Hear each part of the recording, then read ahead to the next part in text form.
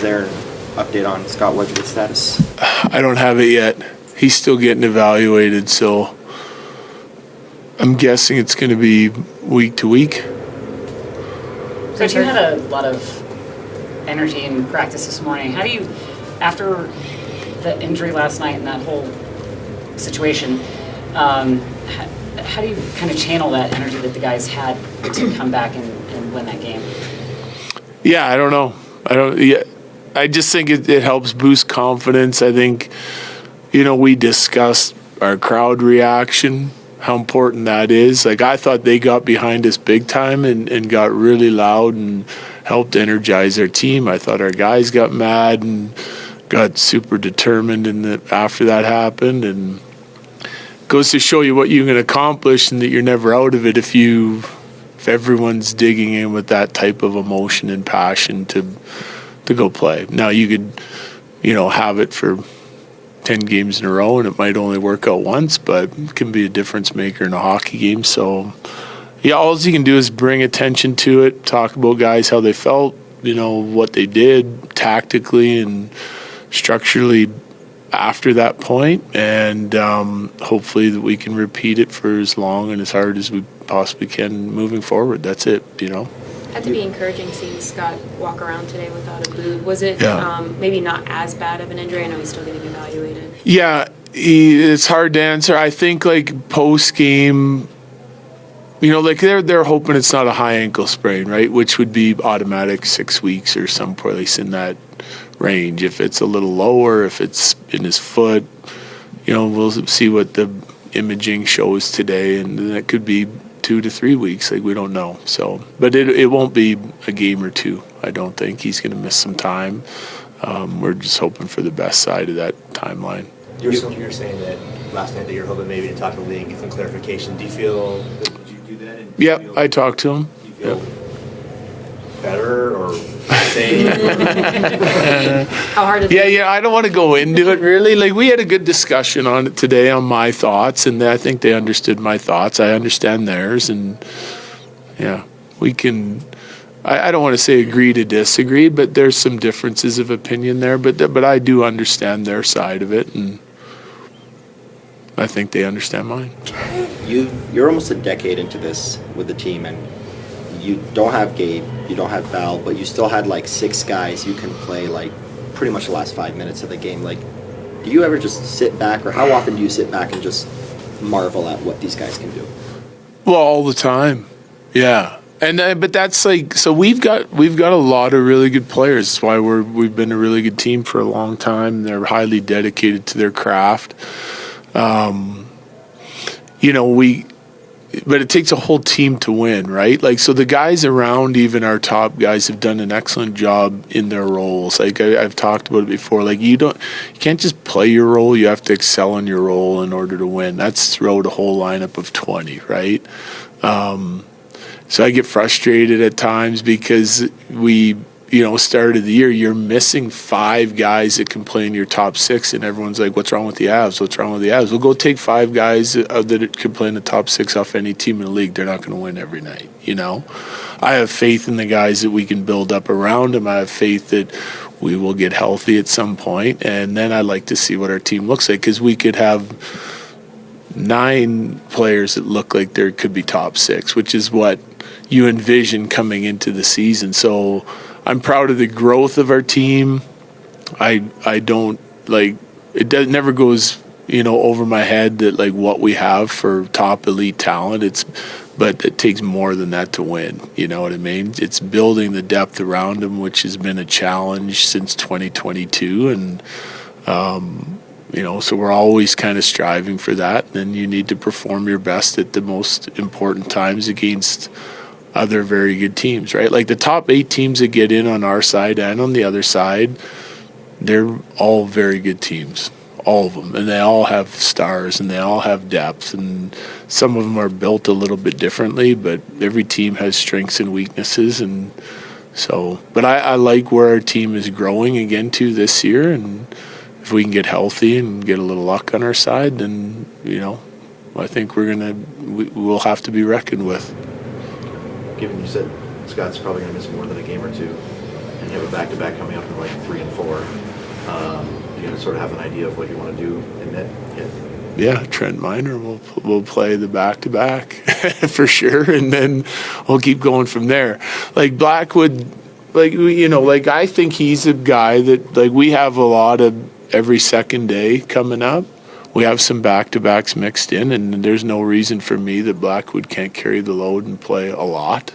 And then when we need somebody else or we feel like he needs a break, whether that's the back-to-back or a game or two mixed in there, we'll go to Trent Miner, who will get recalled, So, and then we'll just see how long Wedgie's going to be out. We're going to have to lean on Blackwood here a little bit. We've kept both guys going because both guys were playing great, and now we'll have to lean on one guy.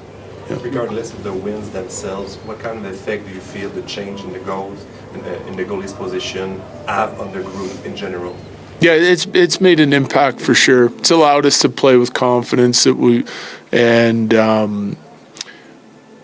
get timely saves, you get the right saves. It allows your team to sort of continue to play to your identity and the way you want to play and play it with confidence and stay aggressive. And for us, it means staying in attack mode and staying,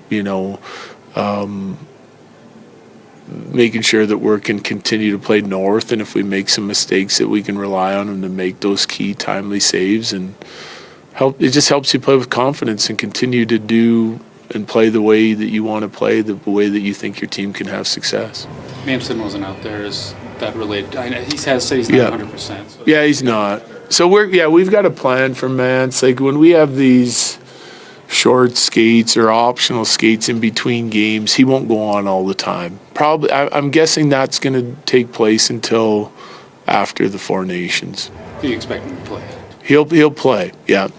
I think we'll be able to manage it through to the break, and then hopefully by the time the break ends that he's feeling 100%. We don't want him to make him too sore and get to a point where he's unable to play, so taking days off like this to do treatment and do some work in the gym. He will hit the ice on some of these days just because I think he's in a really good spot with his conditioning, put a lot of work in with his skating and conditioning when he couldn't handle pucks and shoot pucks, so he'll do a little bit of that on some of the off days, probably pre or post when our guys go on, depending on our schedule. But some of these days, if we're playing a lot, he'll probably just stay in the gym and do treatment.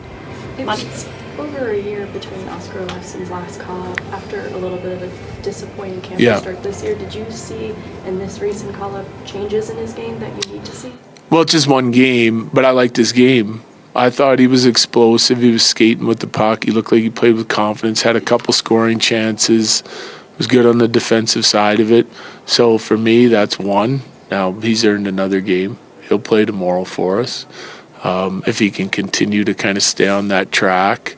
Lots of sort of special teams, 6-on-5, like all that stuff kind of at the end takes away some ice from those guys. But in the limited minutes he played, I thought he was good. Now it's his job and our job to get him to do that again and again and again for an extended period of time. So, but I did like what I saw from him last night. The last one's Felix, then Colin. Thank you, I appreciate it. Hi, Coach. My name is Felix, play-by-play announcer from Montreal. We know Taves and Makar are top pairing defensemen in the league.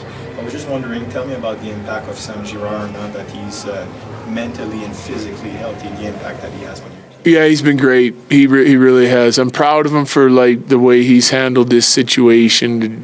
True professional in every way for me. Great team guy. And then on the ice, it goes back to the depth you need to win, right? One pair of D isn't gonna. It doesn't win you a whole lot of games, So you need that secondary cast, and to me, the Manson Girard pairing, they provide a little bit something different, as individuals, but have been a really good pair for us. He's another guy that plays with a great passion for the game. His intensity is great. He checks hard as a smaller guy, uses his skating. And then on the puck moving side of it, to be able to get in and out of the zone, what he helps in the offensive zone, helps off the rush attack. He does for a smaller stature guy, he's a very well-rounded 200-foot player for us. Yeah. Montreal coming in tomorrow. Duran said he's watching and he thinks that their record doesn't reflect on how they play, and that they're better than what their record shows. What are you kind of expecting with them coming in tomorrow? I think every team's going to have ups and downs. They've had a little tough go and a slow start, but like they've won 5 of their last 6, 5 of their last 7 maybe now. They're a good team. They're like, it's not, I don't like when I look at it, I don't look at a team's record. That's what I warn our guys all about. You have to look at how they're playing recently, right? Like, so when I'm doing pre-scouts, like I study the analytics of their last 10 games. And sometimes, their numbers will drop or rise even over the last 5 games. This is a really good team in their last 5, 6, 7 games. And not that they weren't before, but they're getting results against everybody, including Vegas, right? Like, so this is top teams in the league, and they're winning on the road. So it's like this is a really good team right now. It's like Buffalo. You can look at their record and say, well, they're not that good, but they got a lot of firepower. They have a lot of analytics here in the last 10 games that look exactly like Winnipeg's analytics, who's a top team in the league. And I haven't dug into Montreal yet. I'm going to do that now. But I'm sure they will too. Over their last 5, 6, 7, 8 games, they're gonna have numbers that look like Vegas or like Winnipeg. So you're talking about top teams in the league. They're playing really well right now. They're getting good goaltending. They've got some firepower that can hurt you. So you got to be ready. Like that's a slippery slope when you start looking at a team's record and taking people lightly, because you can't in this league. You can't. Paul, last one. Yeah, so trades are obviously a big part of team building. Wedgwood and Blackwood come in. Yeah. The Duchesne trade was maybe the first domino to fall as far as kind of turning the corner for this team. Thinking back to that, right before we left for Sweden, just what are your memories on the Matt Duchesne trade and kind of the trade tree with Sam Girard still here, Middlestad's now kind of a part of that? Yeah, well, I think like players are gonna it's not, trades are often not just a one-sided deal, right? Like sometimes a player needs a change of scenery, sometimes the team needs something different.